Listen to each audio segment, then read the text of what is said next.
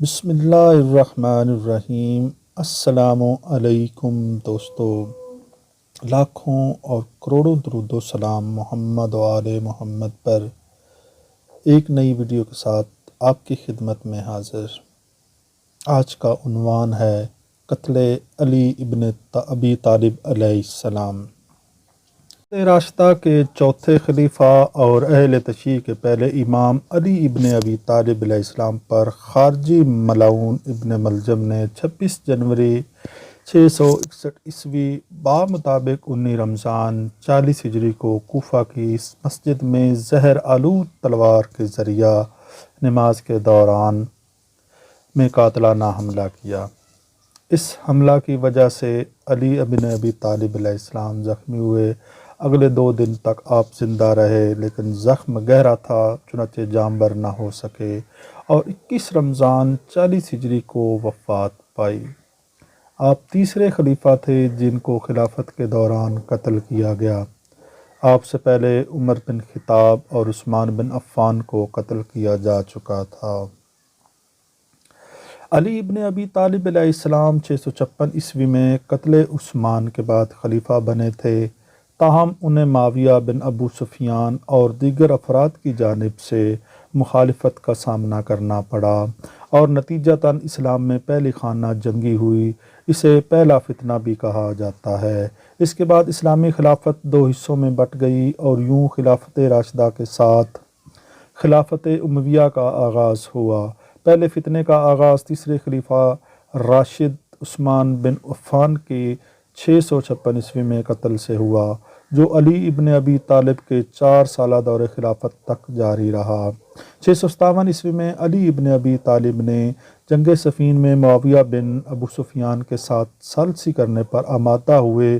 یہ نوبت علی ابن ابی طالب کی فوج میں کچھ لوگوں کی بغاوت کی وجہ سے آئی تھی، جنہیں بعد میں خارجی کہا جانے لگا۔ انہوں نے علی ابن ابی طالب کے کچھ فوجیوں کو قتل کر ڈالا، لیکن جلد ہی 658 عیسوی میں جنگ نہروان میں علی ابن ابی طالب کی افواج نے انہیں کچل ڈالا۔ عبد الرحمن بن ملجم مرادی نے مکہ میں دوسرے 2 خارجی برق بن ابن عبداللہ اور عمرو ابن بکر تمیمی سے ملاقات کی۔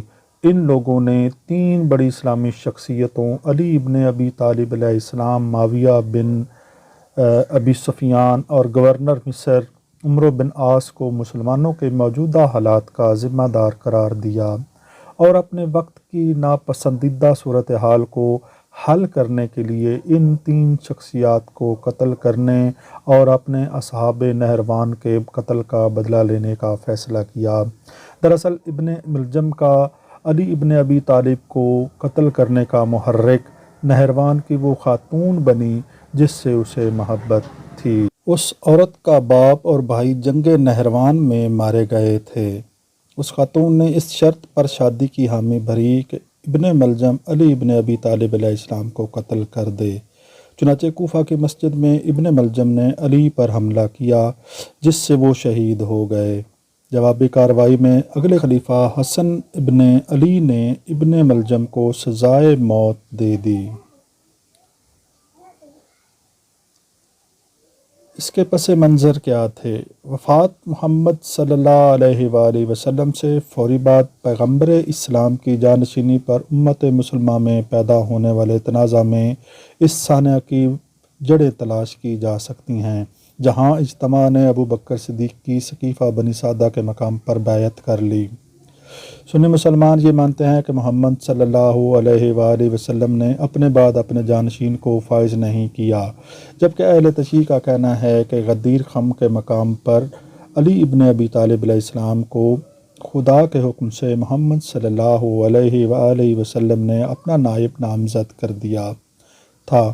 ابو بکر نے عمر بن خطاب کو نامزد کر دیا تھا، جن کو 644 عیسوی میں قتل کر دیا گیا۔ عمر بن خطاب کی وفات کے بعد علی بن ابی طالب، جو محمد صلی اللہ علیہ وآلہ وسلم کے چچا زاد بھائی اور داماد تھے، اور عثمان بن عفان خلافت کے لیے موزوں سمجھے گئے۔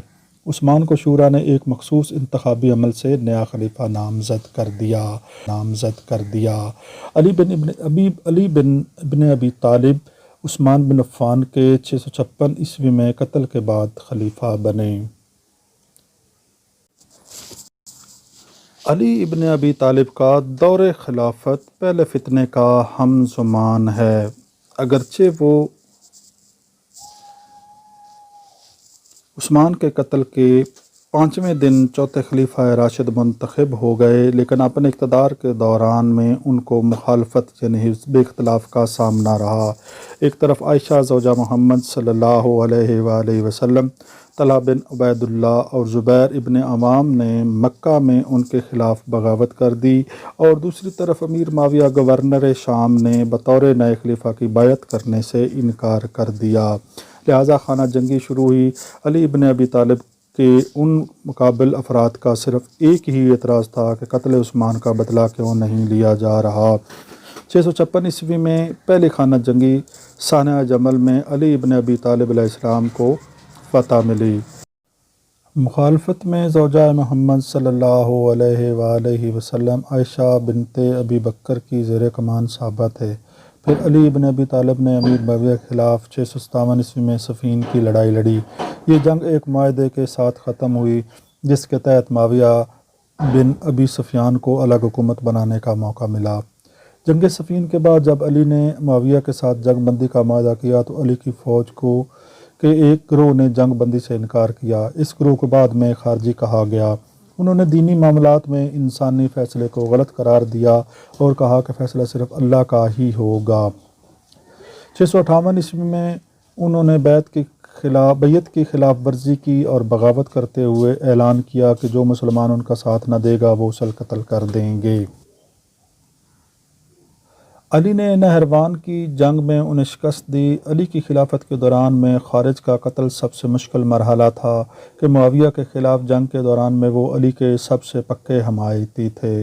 ابن ملجم نے دو اور افراد برق بن عبداللہ اور عمرو بن بکر التمیمی کے ساتھ مکہ میں ملاقات کی اور عمرے کے بعد طویل بحث کی۔ انہوں نے طے کیا کہ مسلمانوں کی موجودہ حالت زار کا سبب علی، معاویہ اور عمرو بن العاص ہیں، جو ان کے خیال میں غلطی پر تھے۔ انہوں نے تینوں کو قتل کرنے کی قسم اٹھائی تاکہ نہروان پر اپنے ساتھیوں کے قتل کا بدلہ لیا جا سکے۔ انہوں نے مطلوبہ تاریخ پر اتفاق کیا اور اپنے اپنے ہدف چن لیے۔ اپنی موت کے متعلق علی کی پیشگوئی۔ اس بارے میں دو مختلف روایات پائی جاتی ہیں کہ علی کی شہادت سے قبل ان کو اپنے انجام کا علم ہو چکا تھا۔ یہ پیشگی علم یا تو انہوں نے خود کسی طور پر دیکھ لیا تھا یا پھر انہیں پیغمبر اسلام نے اس بارے میں بتایا تھا۔ متعدد روایات کے مطابق علی کے سر سے بہتا خون ان کی داڑھی کو رنگ رہا تھا، جو انہیں یا تو خود علم ہوا یا پھر پیغمبر نے بتایا۔ ایک اور روایت کے مطابق قدمہ میں سب سے برا شخص وہ تھا جس نے پیغمبر صالح کی اونٹنی کو ہلاک کیا تھا، اور موجودہ انسانوں میں سب سے برا وہ ہوگا جو علی کو قتل کرے گا۔ قتل کی رات علی نے بتا دیا تھا کہ ان کا وقت آن پہنچا ہے، اور بعد میں ان کی بات سچ ثابت ہوئی۔ مصر کے ایک خارجی ابن ملجم نے علی کو شہید کیا۔ ابن ملجم آبائی طور پر حمیر کا رہنے والا تھا، مگر اس کی رشتہ داری مراد سے بھی تھی۔ سلطنت نجد کے شاہ کندہ کے قبیلہ بنی جبالہ کے ساتھ بھی قرابت داری تھی۔ ابن ملجم کوفہ میں نہروان پر علی کی فوج کے ہاتھوں خارجیوں کے سربراہ کے قتل کا علی سے بدلہ لینے کی نیت سے داخل ہوا تھا۔ کوفہ میں اس کی ملاقات قبیلہ تیم الرباب کے 10 لوگوں سے ہوئی، جن میں ایک عورت قطام بھی شامل تھی۔ یہ لوگ علی سے اپنے رشتہ داروں کی موت کا بدلہ لینے کو اکٹھے ہوئے تھے۔ قطام کے والد اور بھائی بھی نہروان پر علی کے فوج کے ہاتھوں قتل ہوئے تھے۔ ابن ملجم نے جو ہی قطام کو دیکھا تو عالم دین علی الصلابی کے مطابق اپنے ہوش گنوا بیٹھا اور کوفہ آمد کا مقصد بھول گیا۔ ابن ملجم نے قطام کو شادی کی دعوت دی تو قطام نے شادی کے بدلے اپنی شرائط رکھیں کہ اسے ہزاروں سونے کی اشرفیاں، مغنیہ اور ایک غلام مرد کے علاوہ علی کی موت بطور مہر چاہیے۔ ابن ملجم نے ایک آدمی شبیب کو اپنی مدد کے لیے تیار کیا۔ اس کے ساتھ شبیب بن حجرہ، وردان بن مجالد بھی مل گئے۔ انہوں نے بڑی چالاکی سے کوفہ مسجد کے اس داخلی دروازے پر خفیہ مورچے سنبھال لیے جہاں سے علی مسجد میں داخل ہوئے تھے۔